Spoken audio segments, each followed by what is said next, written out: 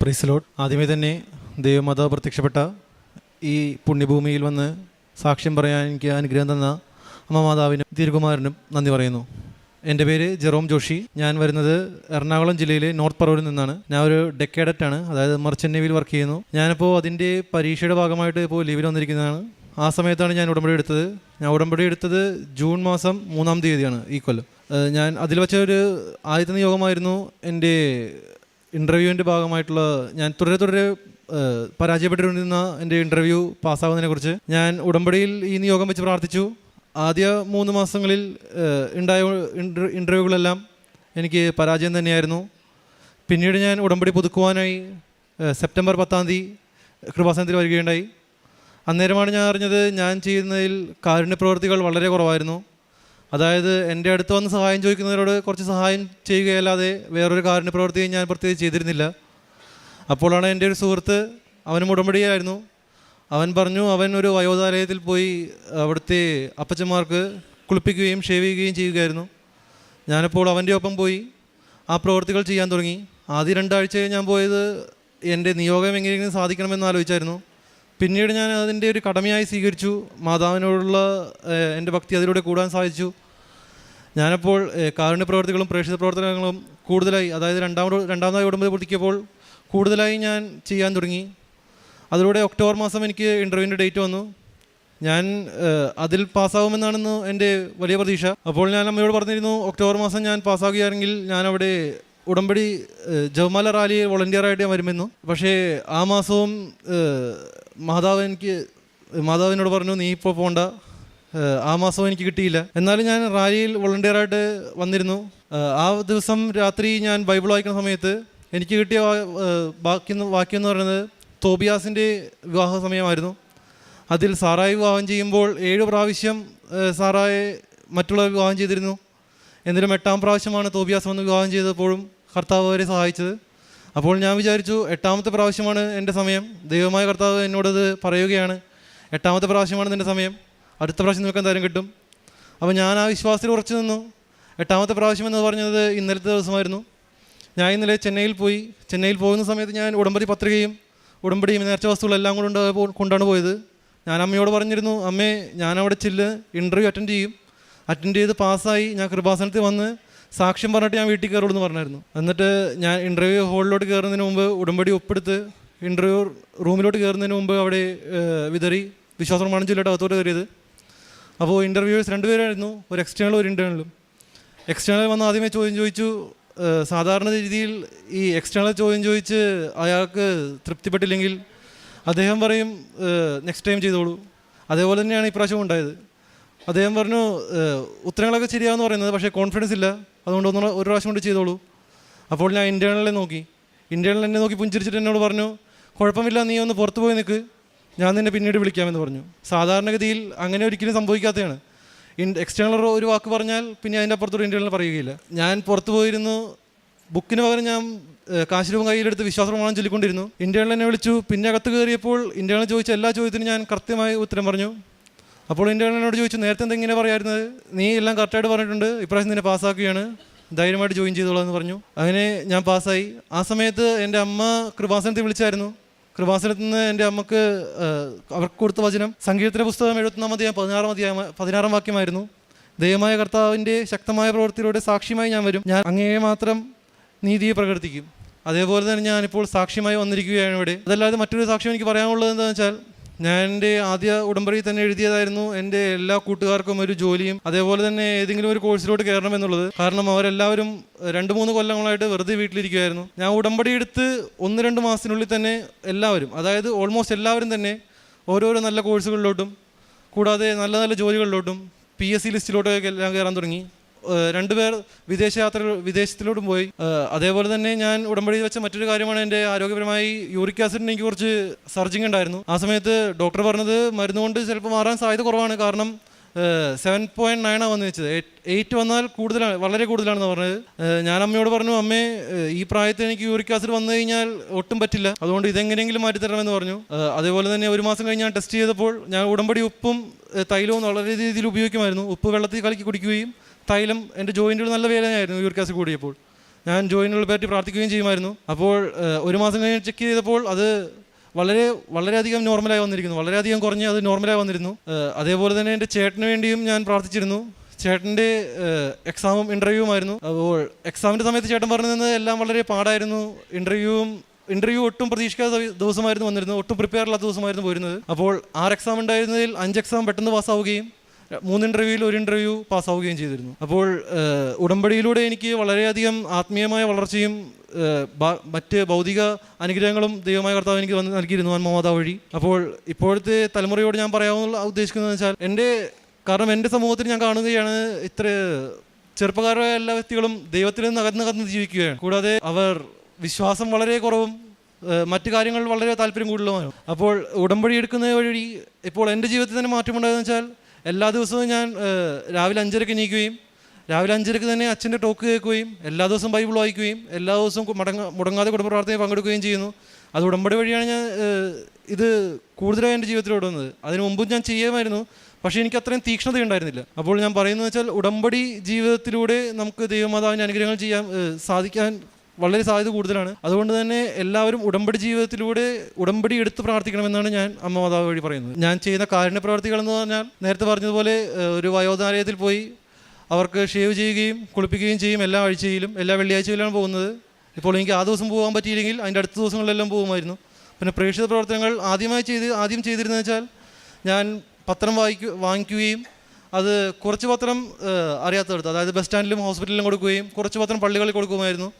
പിന്നീടാണ് മനസ്സിലായത് പള്ളികൾ കൊടുത്തിട്ട് ആൾക്കാർ അധികം വായിക്കുകയില്ല, ആൾക്കാരുടെ വിശ്വാസം അങ്ങനെ കൂടാനും പോകുന്നില്ല. കാരണം വെച്ചാൽ എല്ലാവർക്കും ദൈവത്തെ അറിയാവുന്ന ആൾക്കാരാണ്.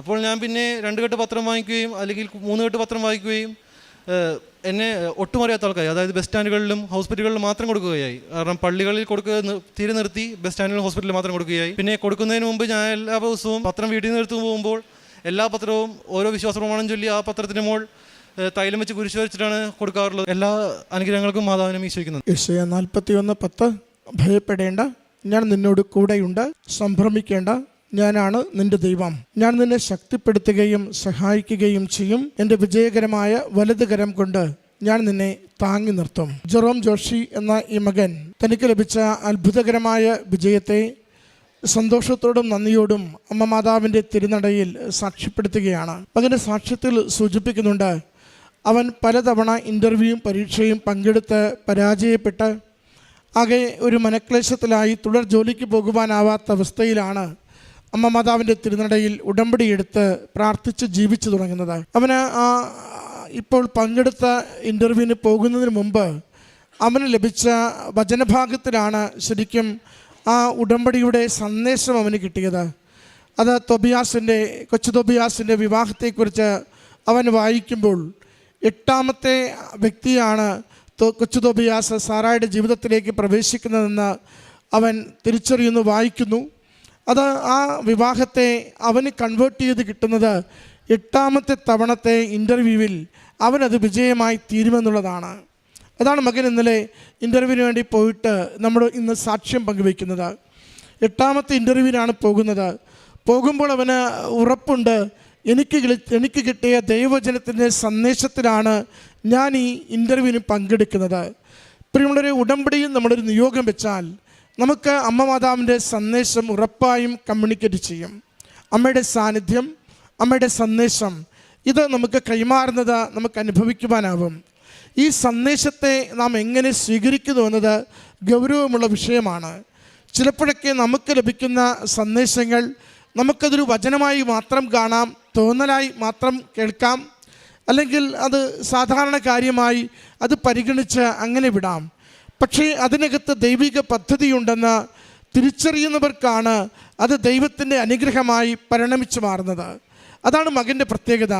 അവനൊരു വചനം വായിക്കുമ്പോൾ ആ വചനത്തിലെ അക്കം 8 എന്നത് തൻ്റെ ജീവിതത്തോട് ബന്ധപ്പെട്ട് നിൽക്കുന്നതാണെന്നും 8ാമത്തെ പരീക്ഷയ്ക്ക് താൻ ഒരുങ്ങുകയാണെന്നും ആ പരീക്ഷ തനിക്ക് വിജയകരമാകുവാൻ അമ്മ നൽകുന്ന, ഈശോ നൽകുന്ന സന്ദേശമാണിതെന്ന് ഹൃദയത്തിൽ ഉറച്ച് വിശ്വസിച്ചുകൊണ്ടാണ് അവൻ നേരെ ഇൻ്റർവ്യൂവിന് ചെല്ലുമ്പോഴും അവിടെ സാഹചര്യം അവന് അനുകൂലമല്ല. എക്സ്റ്റേണൽ അവനോട് ചോദ്യങ്ങൾ ചോദിക്കുന്നു, അവൻ ചെറുതൊക്കെ പറയുന്നു, എങ്കിലും തൃപ്തി വരാത്തത് കൊണ്ട് പിന്നീട് വിളിക്കാമെന്ന് കരുതി പുറത്തേക്ക് വിടുകയാണ്. പുറത്തേക്ക് വരുമ്പോൾ അവൻ്റെ മനസ്സെന്താണ്?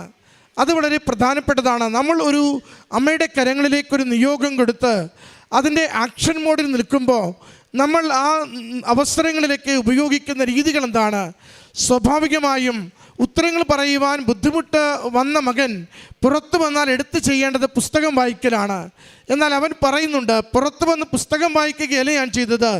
ഞാൻ ഉടമ്പടിക്കാശ്രമം കയ്യിൽ പിടിച്ചുകൊണ്ട് ഞാൻ വിശ്വാസ പ്രമാണം ചൊല്ലി, പ്രത്യക്ഷീകരണ പ്രാർത്ഥന ചൊല്ലി, അമ്മ മാതാവിൻ്റെ സഹായത്താൽ കൃപയാൽ ഈ ഇൻ്റർവ്യൂ എനിക്ക് അനുകൂലമാക്കി തരുന്നതിന് വേണ്ടി അമ്മയുടെ കരങ്ങളിലേക്ക് ആ നിയോഗത്തെ കൊടുത്തുകൊണ്ടിരുന്നു. പാതി ഔട്ടായവൻ, അടുത്തൊരു ചാൻസിന് വേണ്ടി മാത്രം ഇനി സാധ്യതയുള്ളവൻ, കാരണം എക്സ്റ്റേണൽ കാര്യങ്ങളൊന്ന് വൈകിച്ചാൽ ഇൻറ്റേണൽ വേറൊന്നും ചെയ്യില്ലെന്ന് അവന് തിരിച്ചറിവുള്ളവൻ പുറത്തിരുന്ന് അല്പം പോലും നിരാശപ്പെടാതെ, ആരെയും പഴി പറയാതെ, പാഠപുസ്തകത്തിലേക്ക് മടങ്ങിപ്പോകാതെ, ഇനി ദൈവകൃപ മാത്രം, എൻ്റെ കഴിവിനാലല്ല ദൈവകൃപയാൽ മാത്രം ഈ വിഷയത്തിന് പരിഹാരമുള്ളൂവെന്ന് തിരിച്ചറിഞ്ഞ് അമ്മയുടെ കരങ്ങളിലേക്ക് നിയോഗം കൊടുത്ത് പ്രാർത്ഥിക്കുകയാണ്. അതാണ് മകൻ പറയുന്നത്. അല്പം കഴിയുമ്പോൾ എന്നെ അകത്തേക്ക് വിളിക്കുന്നു, ഇൻറ്റേണൽ മാത്രം ചോദിക്കുന്നു, ഞാൻ മറുപടി പറയുന്നു, എനിക്കത് അനുഗ്രഹത്തിന് കാരണമാകുന്നു. അതിന് സമാനമായ സമയം നാട്ടിലൊരു സംഭവം നടക്കുന്നുണ്ട്.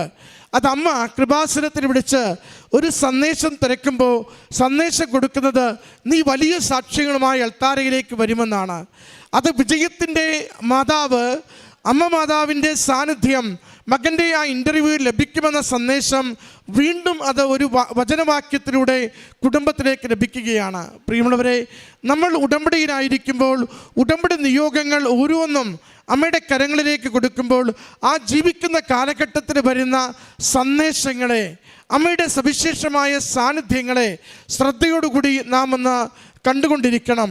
ഈ സന്ദേശത്തെ അനുസരിച്ച് ജീവിതത്തെ ക്രമപ്പെടുത്തുമ്പോൾ അത് അനുഗ്രഹത്തിലേക്കും, സന്ദേശത്തെ തിരസ്കരിച്ചുകൊണ്ട് ഇത് തോന്നലോ ഇത് സാധാരണ കാര്യമോ ആയി നാം കരുതുമ്പോൾ നമുക്കത് നിയോഗം അത് അനുഗ്രഹമാകുവാനുള്ള കാലതാമസത്തിലേക്കും നമ്മളെ കൊണ്ടുപോയെന്ന് വരും.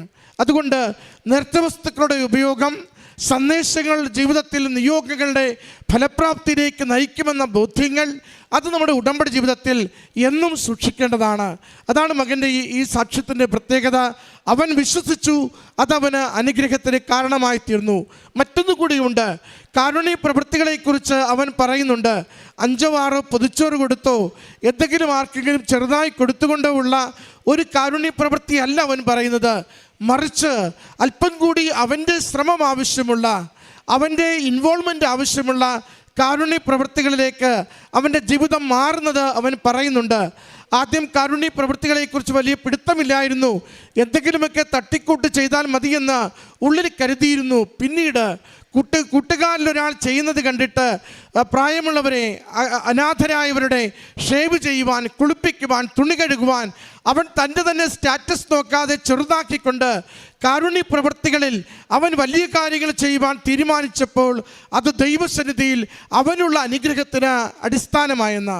പ്രിയമുള്ളവരെ, ജോസഫച്ചൻ എപ്പോഴും പറയും, നിങ്ങളുടെ കാരുണ്യ പ്രവൃത്തികൾ, നമ്മുടെ പ്രേക്ഷിത പ്രവർത്തനങ്ങൾ അതെത്ര കണ്ട് വിലയുള്ളതാണോ, എത്ര കണ്ട് വലുതാണോ, അത് നമ്മുടെ നിയോഗങ്ങൾ അനുഗ്രഹമാകുന്നതിന്, അത് വേഗത്തിലാകുന്നതിന് സഹായിക്കുമെന്ന്. മകൻ്റെ ഈ അനുഗ്രഹം, ഈ വിജയം അവന് ലഭിക്കുമ്പോൾ തിരിച്ചറിവുണ്ട്. 1 സന്ദേശത്തെ അടിയുറച്ച് വിശ്വസിച്ചു, 2 കാരുണ്യ പ്രവർത്തകളെ ഗൗരവത്തിൽ നിർവഹിക്കുവാൻ അവൻ തീരുമാനിച്ചു. ജീവിതത്തെ നന്നായി ക്രമപ്പെടുത്തി ഒരു യുവാവെന്ന രീതിയിൽ വചനം വായിക്കുവാൻ, അതിരാവിലെ എഴുന്നേൽക്കുവാൻ, ബലിയിൽ പങ്കുചേരുവാൻ നിരന്തരം അവൻ്റെ ശ്രദ്ധ അവൻ്റെ ആത്മീയ മേഖലകളെ ക്രമപ്പെടുത്തിക്കൊണ്ട് ഭൗതിക ജീവിതത്തെ, ദൈവനാമത്തെ മഹത്വപ്പെടുത്തുന്ന വിധത്തിൽ അവൻ ഒരുക്കിയെന്ന് സാക്ഷ്യപ്പെടുത്തുകയാണ്. നമ്മുടെ ജീവിതങ്ങളിലും ഉടമ്പടി അനുഗ്രഹമാവും. ഉടമ്പടി എന്താണോ അനുശാസിക്കുന്നത് അത് ജീവിക്കുവാൻ നമുക്ക് തയ്യാറാവാം. അതിന് ദൈവസന്നിധിയിൽ പ്രാർത്ഥിക്കാം. ഈ മകന് ലഭിച്ച അനുഗ്രഹങ്ങൾക്ക് അമ്മ മാതാവിനും തിരുക്കുമാരനും നന്ദി പറഞ്ഞുകൊണ്ട് കരങ്ങളടിച്ച് ഈ സാക്ഷ്യം സമർപ്പിക്കാം. അത്യപൂർവ ദൈവാനുഭവങ്ങൾ ഇനി നിങ്ങൾക്കും സ്വന്തം. ഈ യൂട്യൂബ് ചാനൽ ഇതുവരെ സബ്സ്ക്രൈബ് ചെയ്തിട്ടില്ലെങ്കിൽ ഇപ്പോൾ തന്നെ സബ്സ്ക്രൈബ് ചെയ്യുക. ഈ വീഡിയോ ഇപ്പോൾ തന്നെ നിങ്ങളുടെ സുഹൃത്തുക്കൾക്ക് ഷെയർ ചെയ്തുകൊണ്ട് കർത്താവിൻ്റെ പ്രേക്ഷിതരാകുക.